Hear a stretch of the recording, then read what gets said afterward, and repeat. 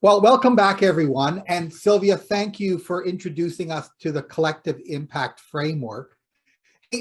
Like for those of you who are kind of wanting to just think about this a little bit further, why don't you write down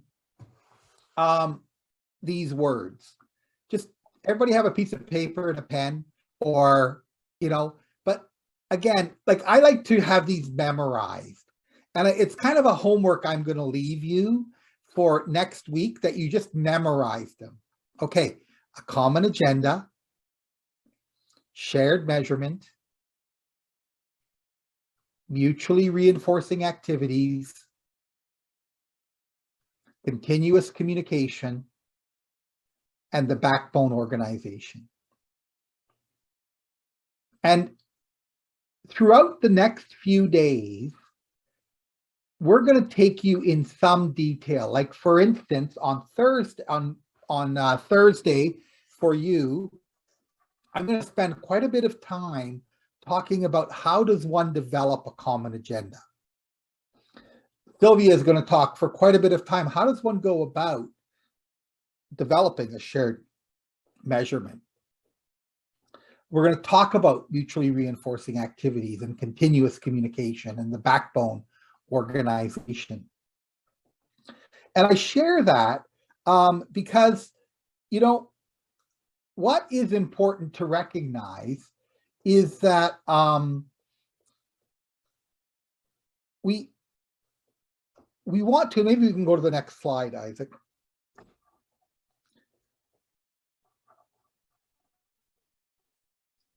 Yeah. We want to, first of all, help you understand what collective impact is. But in itself, I don't want you to begin to think that it is kind of a paint by numbers approach to community change, right? It's like this new, innovative way of thinking. It's part of what you already know. So I like to look at it, number one, as the most advanced understanding we currently have about collaboration. I'm going to talk about that in a minute, but I also want you to consider it as one of the community change tools in your toolbox. And collective impact is a powerful tool. It's a powerful system, right? There's a paper. Has everybody been to the resource page that Isaac has developed for us? Can you nod if you have been? Isaac, can you put that back in the chat box? I've put already a few other things in there. But if you haven't been there yet, I'd like you to read the paper, Our Community Can Change, that I wrote. It was one of your pre-readings, but it helps you to better understand the different tools. Like, in order for us to change things, and I would say in some senses, these are all family. Collective impact is a way, it's a framework, right? For how we might work together, build more trust, collaborate in a way that actually achieves population level outcomes. But we also need to know about community engagement. Like in my opinion, you can't really do collective impact unless you have also been a student of community engagement, right? How do we inform? How do we ask people, their opinions? How do we involve people, right? How do we help people collaborate together? All of those things are as important as learning about collective impact. We need to learn about community innovation, because a big part of collective impact is to come up with new ideas and new approaches that come out of collective thinking. So, and then it's another way of leading. right? This sense that there can be many leaders in a community and we cooperate. Isn't that essentially already what's happening? We don't need a leader. We need a process of leadership that is called collective impact. Let me just take you back to that again. We don't need a leader. We need a process of leadership, a framework of leadership that we can all join. And that framework of leadership is called collective impact. It's a model. It's a way for us to work together to get better outcomes, right? And then in a sense, we need to also learn about the different ways of actually understanding impact on a collaborative level, which is what we call evaluating impact on a collective way. So it'd be really helpful if you went back and read that paper, Our Community Can Change, and it'll help you put collective impact in context. Now, I'm in some ways helping you because so many people go down the road of, oh, collective impact, it's the newest thing, we got to do it, right? And we believe that it is an important tool, but you can't ignore all that you already know, right? And jump on to the next thing. It's part of a toolbox that is going to let you create a higher level of change. Next slide. So let's go here. When I talk about the most advanced form of collaboration, and I find this slide kind of interesting. And I think there's a lot of people here from the legal, working at reforming the legal system and providing legal aid. And I think to myself, each one of these levels is part of a collaborative process. In law, you have to compete. There is an accused and an accuser. Maybe you don't look at that as competing, but someone's trying to win, right? But that's a form of cooperation. There is coexisting, that together the defender and the prosecutor make up, and all kinds of other things, but they make up the legal system. So we coexist to create a system that works. You can't just have one piece or it doesn't work. Collaboration is the communication. Once we communicate across a system, and then we start to communicate across sectors, right? They call it horizontal and vertical integration, right? In our thinking and in the way that we work. That's an important form of communication. So I would think, at Playum, you're as interested in sort of selling your idea to the private sector in a sense where those skills become important in hiring rather than just the traditional skills of reading, writing, and arithmetic, and then we kind of move to this idea of cooperation. And I don't know exactly how that looks in the legal system, but it seems to me that there is a lot of cooperation that is required in order for there to be a safe society, in order for there to be justice. It's not just even about the legal system. It's a broader sense of cooperation. And for cooperation, I think that's probably the vast majority of collaboration that sits now. We're between cooperation and coordination.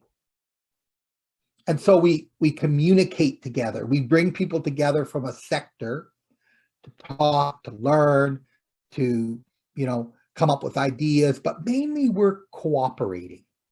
And the better we know each other, the easier it is to work together. We do better cross referrals, and once in a while we move to that next level where we coordinate and we start to align some of our work. And then we think we're really advanced in collaboration because coordination takes a lot of work, and it even sometimes requires sharing a little bit of money, and it starts to merge some of our programs. And at this point, do you have this in Singapore where funders often talk about a duplication of service, right? And so they want you all to be doing your little narrow thing and never duplicate service. In the private sector, when you duplicate service, that means that there is a lot of demand.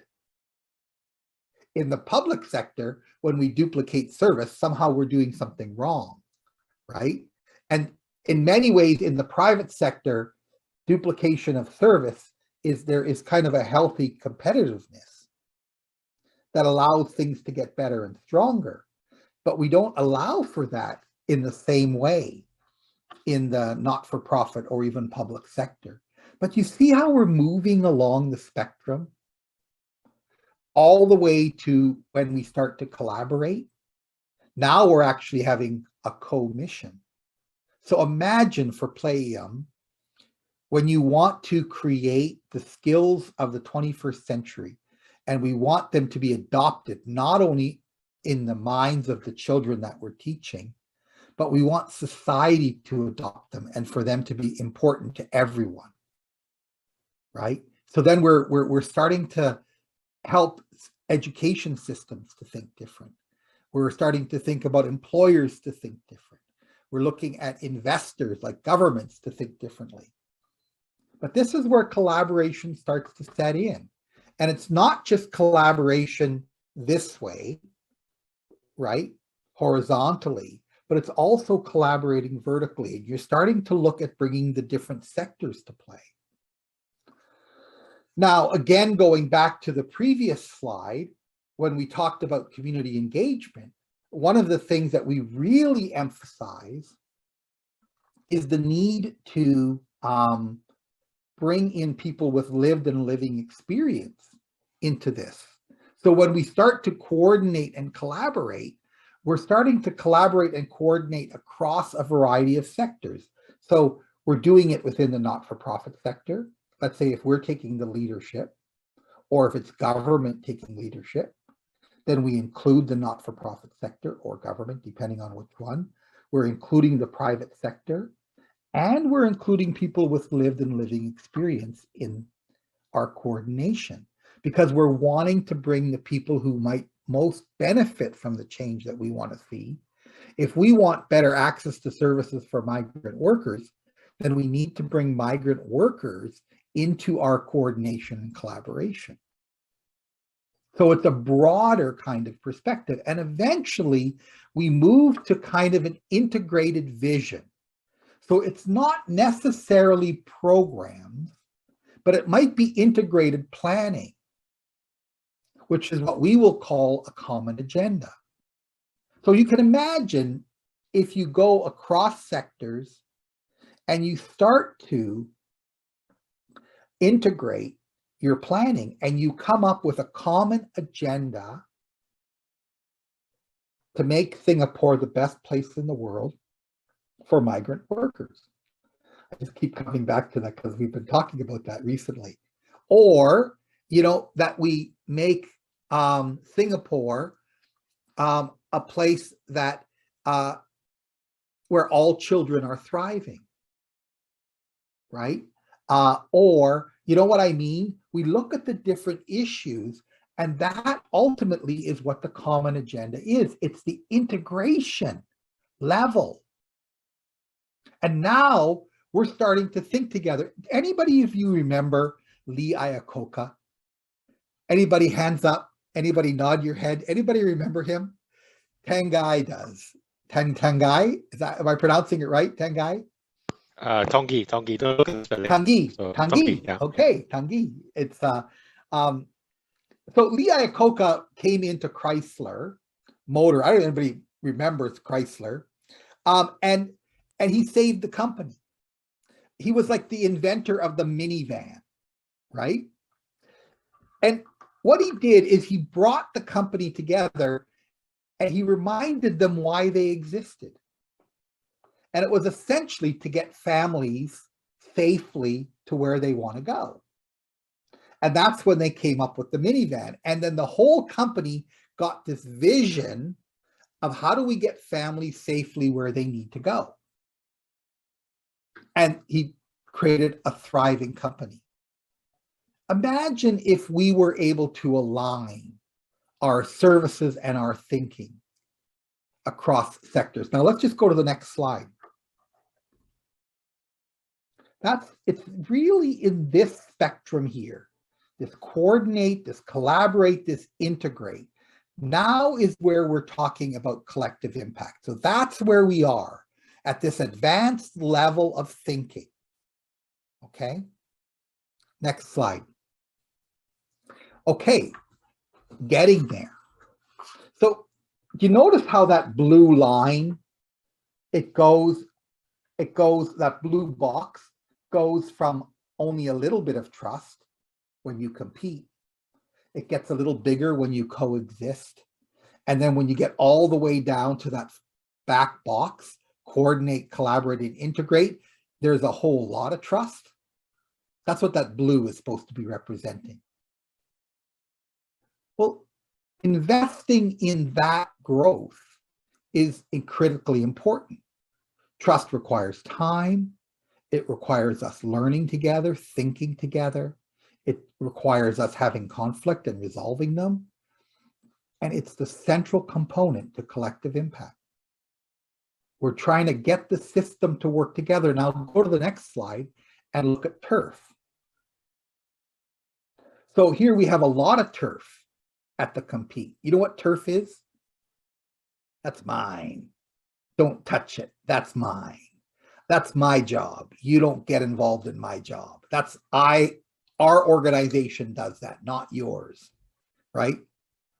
It's all about turf. You own that. So when you compete and you coexist, you communicate, you're starting to reduce turf to the point where there's a very low turf, that we're all agreeing that we want a similar outcome. We want thriving children, and that requires lots of different players working differently together. It's not just our mandate. Everyone has to change. And this is where we start thinking about contribution versus attribution. How many of you are obsessed with attribution? They want you to do the narrowest piece of work that you can do so they can say you did it. Funders keep narrowing down and narrowing down and narrowing down funding so that they can see the outcome that you achieved. They want, in evaluation, attribution reigns, right? We're saying, well, maybe we're all contributing to a larger change. We're all contributing to this thing of thriving children. None of us can take credit for it alone, but collectively we can. And we each can start to talk about what's the contribution we made. More collaboration equals less turf. Less turf equals more trust. And that's why the purple gets small and the trust gets big. Next slide. What I'd like you to do now is in the chat box, I've already put in the assignment. So if you go to the chat box, just go up a little bit where I wrote to everyone. And here's the exercise. In 15 minutes, map and discuss your coalition's current and desired level on the collaboration spectrum, and what's needed to move to your desired level of collaboration, right? What might be some first steps? Just have a conversation about that. And I want you to click on this mural. Once someone should have it open on their screen before they, how does that work, Isaac? They have to have it open on their screen before they accept the group that they're in? So if everyone can just open the link that I've just pasted in the chat, And then when you get into groups, if one person can just share your screen, and then you can have the group looking at the mural that way. That's probably the easiest Did way. everyone get that? And maybe someone could, if you want to take these questions with you as well, but I'm going to send them to you in the discussion box. Okay, let's have a conversation about collaboration, about this collaboration perspective, and where collective impact fits into it. Alvin, why don't we start with you? Just what was the experience in the group for you? Did your sense of moving from one collaborative level to another? Yes, our sense, thanks, Paul. There was quite a bit of a realization after doing this exercise of where we are exactly at. So it's quite informative for us. We are hovering between cooperate and coordinate areas. So a good level. But we were also worried that if we were too high, how do we keep maintaining it? So there's also this concern for us. If we are having a good trust level that's fully integrated, the challenge for us is to maintaining the trust, so that everyone, the state of affairs will be blue skies. That's our challenge. Thank you. Thank you. How about you, Alyssa? How was it in your group? Oh, me. Okay. Yeah. So I think for us, we identified that currently there's some like still in the compete and coexisting, but it's kind of like getting lesser and lesser. There's a few of our stakeholders that we are really in the coordinating, in between coordinating and collaborating. Yeah, definitely more towards the upper side. Yeah. Kind of your desired yeah. going. Yeah, I just wanted to clarify something, which is the bottom part is actually the turf, right?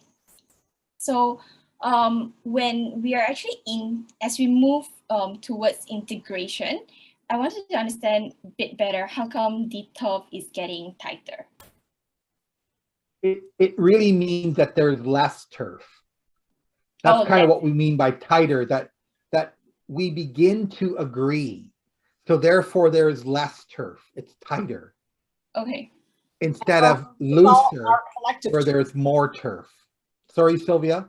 It's like it's our turf now. It's not yours versus mine. Okay. And thank you. How about you? Is it Nimisha?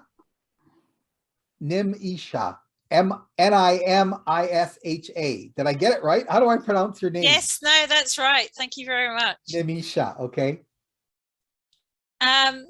So we had a really interesting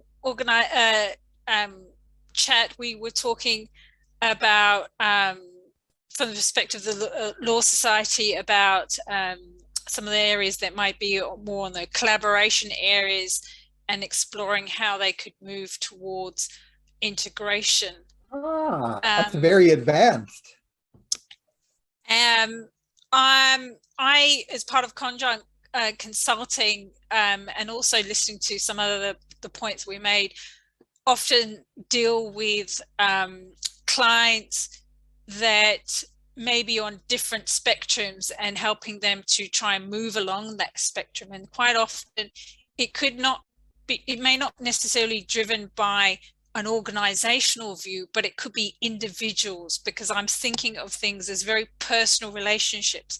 And so some people may be very focused about, being more on that compete, but the rest of the organization might operate at a different levels. And the same with about building trust. There's a people element to this in terms of how you move along that spectrum. Absolutely. I think that was the point that I was kind of coming at it. But then there's also, in terms of competition, I think that gets a bit of a bad reputation, and that's because I come from a background of having healthy competition, it can help us make us get better and deliver better services, but it's kind of showing that it's used in a healthy way, but it can also have a very negative impact. But the fact that it made it on this spectrum makes it not a bad thing. Everything on this spectrum is good. Yeah. Yasmin, how about you? You're nodding a lot. You're smiling as Nimisha is talking. Yeah, because we're from the same group. Absolutely, right? Ah, you're being supportive. Okay. Yes, absolutely. Yeah, it is a people, it is about like our friends, you know, who do you want to talk to, right? First, we start with friends, people we know, organizations we know.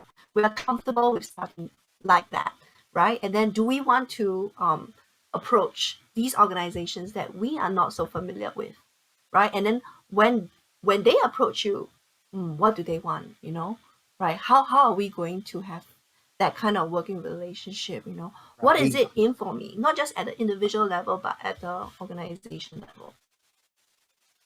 Marvelous. Marvelous. I think we could talk for a long time, but we're committed to having you end on time. So I'm going to move it over to Sylvia to close up today. I do, though, want to remind people that there is this, and maybe I can get Isaac to even send out tomorrow another link to that webpage that we've built for you. And he's going to populate it with some new documents that you can take a look at. Even the PowerPoints for next week are going to be on there. So over to you, Sylvia. Thank you, Paul. Hey, Isaac, would you mind just bringing up that slide deck right to the very end? I just want to anchor us in a couple of things by way of bringing us home and wrapping things up for us. The first is just to remind you, where do we go from here? And so our next session on the 3rd of March, we are really going to focus on, if you'll remember, going deeper into collective impact and really, oops, that's not correct, actually. If we go to the next, one, I think, we've leapt over it. Okay, couple of things then. One is that we want to focus on the common agenda and what it takes to create that. We're going to do some work on shared measurement and mutually reinforcing activities. And that leaves our final session to focus a bit further on collaborative governance and how you get to that work of measuring impact. So that's great. Couple of thoughts, if I could ask of you. One big one, if you flip back to slide, flip back about 3, Isaac, I think. Yeah. So here's what I would love you to do. Could you put into the chat box as you leave one thought, one idea that you're taking away from our conversation today that you want to try and apply to your own work? One thought, one idea. You want to either talk about it, you want to introduce it to others who weren't here. How might you use it? Beautiful, some great stuff already popping in. You guys are amazing. This is lovely. Yeah, this real sense, a lot of you are seeing the importance of trust, how you have to work collaboratively and think holistically and work together around it. Thank you, Charlotte, around having not just a problem statement, but an aspirational statement. Beautiful. This is fantastic, guys. Part of our work will be to synthesize some of this, so it's kept as a record for you as well. Well, I want to thank you on behalf of Paul, myself, and Isaac for spending this time with us. We're really excited to share stuff that we love with you all and look forward to our continued learning journey together. So I'm going to turn it over to Joseph, just in case there aren't any other last words that we need to think about. Before. Hi, thanks, Sylvia. Right. Once again, thanks everyone for spending this early morning, and it's been 3 hours went past in a breeze, and it's really just an initial introduction. I think as the sessions goes by, there will be more and more. We're going down, like peeling layers of the onion to get to the center, and then understanding more how the different elements of collective impact can be applied to the work. And yeah, the team at Tamarack will be able to share more at our next session, which is on Thursday. Yeah, so that's all from me. Thank you, everyone. Great. Have a great rest of the day. I think it's almost lunch for you. It's almost time for us to go to bed here. Except us night owls, we'll be up for a while yet. Have a great day, everybody. Yeah, thank you. You're wonderful. I love all the smiles. You guys have so many great smiles. It just makes teaching a pleasure. Thank you. Thank you. Thank you. Thanks, everyone. Thanks. Bye. Bye-bye. Good Thank night. you. Good night. Good Bye-bye. morning. Good Good lunch. night.